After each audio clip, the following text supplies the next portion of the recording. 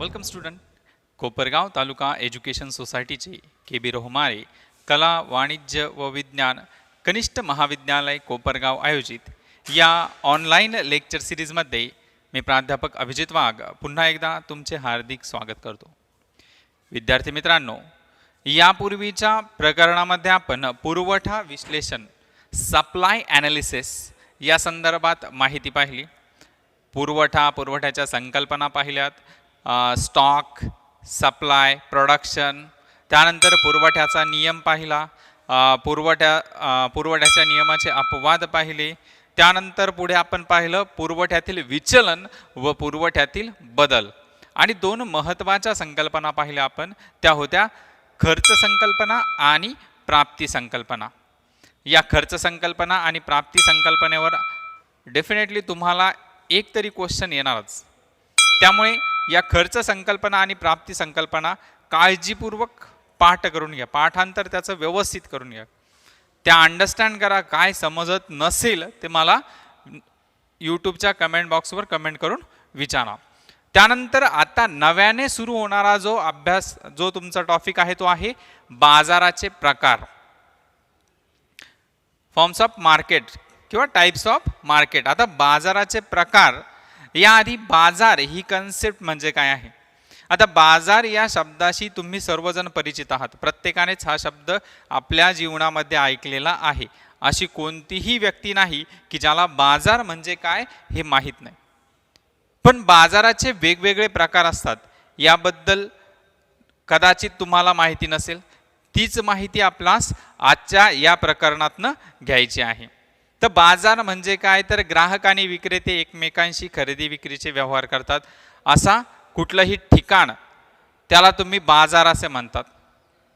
परंतु अर्थशास्त्रात बाजाराला ठिकाण म्हटलेलं नाही. बाजार ही एक प्रकारची यंत्रणा आहे ज्यामध्ये विक्रेते आणि ग्राहक प्रत्यक्ष आणि अप्रत्यक्षरित्या एकमेकांशी कनेक्टेड असतात आणि ते खरेदी विक्रींचे व्यवहार करत असतात. म्हणून पहा, मार्केट स्ट्रक्चर म्हटलं जातं त्याला. बाजाराला बाजार यंत्रणा अशा स्वरूपात अर्थशास्त्रामध्ये त्याला म्हटलं जातं. बाजार यंत्रणा, मार्केट स्ट्रक्चर, की एक पर्टिक्युलर प्लेस नाहीये की अशी जागा की तिथे फक्त ग्राहक विक्रेते येतात, यालाच बाजार म्हटलेलं नाही. तर असा संपूर्ण भूप्रदेश आहे जिथे प्रत्यक्ष आणि अप्रत्यक्षरित्या ग्राहक आणि विक्रेते एकमेकांशी खरेदी विक्रीचे व्यवहार करत असतात. मग अशाच या बाजाराचं सर्वात पहिल्यांदा प्राध्यापक कुर्णो यांनी व्याख्या सांगितली आहे. पहा, मग कुर्णोंची व्याख्या काय आहे पहा. ज्या ठिकाणी वस्तूंची खरेदी विक्री केली जाते अशा ठिकाणाला बाजार न म्हणता असा संपूर्ण भूप्रदेश की ज्या ठिकाणी खरेदीदार आणि विक्रेते यांचा परस्परांशी इतका जवळचा संबंध असतो की वस्तूंच्या किमती या सहज आणि सर्वत्र सहज आणि समान रीतीने म्हणजेच लवकर समान होत असतात. बाजारात पहा, वस्तूची एकच किंमत, युनिक प्राइस असते. मग ती किंमत कशाच्या साहाय्याने ठरत असते पहा. बाजाराचे दोन घटक महत्वाचे, ग्राहक आणि विक्रेते. ग्राहक मागणी करतात, विक्रेते पुरवठा करत असतात. मग मागणी आणि पुरवठ्याचा समतोल होऊन जी किंमत निर्धारित होत असते तिला इक्विलिब्रियम प्राइस, समतोल किंमत असे म्हटलं जातं. हे आपण आधी पाहिलेलं आहे. मग ही समतोल किंमत बाजारामध्ये कशा प्रकारे प्रस्थापित होते, तर ती समतोल किंमत प्रस्थापित होण्यासाठी बाजार यंत्रणा, मार्केट मेकॅनिझम कशा प्रकारे कार्यरत असतं त्या संदर्भात आपण पुढे माहिती पाहणार आहोत. तत्पूर्वी पुन्हा एकदा कुर्णोची व्याख्या पहा. ज्या ठिकाणी वस्तूंची खरेदी विक्री केली जाते अशी एखादी विशिष्ट जागा म्हणजे बाजार नसून असा संपूर्ण भूप्रदेश की ज्यात खरेदीदार आणि विक्रेते यांचा परस्परांशी इतका जवळचा संबंध असतो की ज्यामुळे एकाच वस्तूची किंमत सर्वत्र सहज आणि लवकर समान होण्याची प्रवृत्ती असते. वस्तूंच्या किमती या बाजारात सर्वत्र सहज आणि लवकर समान होत असतात. त्यानंतर पहा पुढे एक व्याख्या दिलेली, बाजार हे संभाव्य ग्राहक आणि संभाव्य विक्रेते यांच्यातील परस्पर संबंधाचे एक जाळे आहे. ऑटोमॅटिक तिथे ग्राहक पहा, कुठेही बाजार लोकेशन प्रस्थापित झालं बाजाराचं, तर ऑटोमॅटिक ग्राहकही येतात, विक्रेतेही येतात आणि त्यांचे जाळे नेटवर्क तयार होतं आणि त्या नेटवर्कच्या साहाय्याने खरेदी विक्रीचे व्यवहार सातत्याने चालू राहतात. तर मग असा हा जो बाजार आहे, या बाजाराचे वर्गीकरण केलेलं आहे. सर्वात पहिलं वर्गीकरण केलेलं आहे प्लेस, ठिकाण, स्थळानुसार त्याचं वर्गीकरण केलेलं आहे की बाजाराचं लोकेशन काय आहे, त्या लोकेशनवरनं बाजाराचं वर्गीकरण केलं जातं. तर सर्वात पहिला बाजार येतो पहा स्थानिक बाजारपेठ, लोकल मार्केट. लोकल मार्केट म्हणजे काय की ज्या ठिकाणी प्रोडक्शन होतं तिथेच त्याची विक्री पण होते. प्रोडक्शन आणि सेल एकाच ठिकाणावरनं केले जातात. मग असा हा बाजार लोकल मार्केटच्या बाबतीत जर तुम्ही माहिती घेतली तर आपल्याकडे जो व्हेजिटेबल मार्केट आहे पहा, शेतकरी शेतात पिकवतो आणि काही अंतरावरच बाजार असतो, तो तिथेच त्या व्हेजिटेबलची, त्या भाजीपाल्याची विक्री करतो. तर अशा प्रकारे लोकल मार्केट त्याला तुम्ही म्हणतात स्थानिक बाजारपेठ. मग स्थानिक बाजारपेठ की अशा बाजार की ज्यात ग्राहक वस्तूंचे उत्पादन ज्या ठिकाणी करतात त्याच ठिकाणाहून वस्तूंची खरेदी देखील केली जाते. म्हणजे प्रोडक्शन जिथे होते तिथेच त्या वस्तूची विक्री होते. काळजीपूर्वक लक्षात ठेवा, स्थानिक बाजारात प्रोडक्शन आणि सेल हे एकाच ठिकाणावरनं केले जातात किंवा थोड्या पर्टिक्युलर अंतरावरनं. की शेतकरी आहे, शेतात जे पिकवतो ते लोकल मार्केटला. आपल्याकडे पहा कोपरगाव आहे, कोपरगावचा जो लोकल मार्केट आहे व्हेजिटेबल बाजार, हा व्हेजिटेबल बाजार सोमवारचा आहे. म्हणजे आठवड्यातनं एक दिवस सर्व विक्रेते, सर्व जे शेतकरी आहेत हे तिथं कोपरगावच्या बाजाराच्या ठिकाणी येतात. मग तो काय आहे तुमचा लोकल मार्केट, स्थानिक बाजार. त्यानंतर बाजाराचा दुसरा प्रकार येतो राष्ट्रीय बाजारपेठ, नॅशनल मार्केट. मग आता नॅशनल मार्केट म्हणजे काय की देशांतर्गत बाजार. या बाजाराला पहा देशातील नियम आणि अटी लागू असतात. मग आता राष्ट्रीय बाजाराचं जर उदाहरण घ्यायचं, सुरत पहा, सुरत कपड्याचं मोठं मार्केट आहे. मग सुरत कपड्याचा बाजारपेठ आहे. देशातल्या देशात घडून येणारा बाजार आहे. देशातल्या देशात वस्तूंची खरेदी विक्री होत असते. आणि नॅशनल पातळी, राष्ट्रीय देशांतर्गत पातळीवरील ती मोठी बाजारपेठ घडून येते. त्यानंतर तिसरा प्रकार आहे आंतरराष्ट्रीय बाजारपेठ. त्यालाच तुम्ही जागतिक बाजारपेठ असंही म्हणतात, इंटरनॅशनल मार्केट. आता इंटरनॅशनल मार्केट उदयास येण्यासाठी सर्वात महत्त्वाचं पहा, 1991ला जे LPGचं धोरण लागू करण्यात आलं होतं, 1991, 1991, नरसिंह जे आपले मनमोहन सिंग हे त्या काळी अर्थमंत्री होते आणि PV नरसिंह राव यांच्या अध्यक्षतेखाली ते LPGचं धोरण स्वीकारलं गेलं. आणि LPGच्या धोरणालाच तुम्ही म्हणतात L stand for liberalisation, P stand for privatisation and G stand for globalisation. यातला जो G आहे ग्लोबलायझेशन, जागतिकीकरण, संपूर्ण अर्थव्यवस्था व्यापारासाठी खुली करण्यात आली.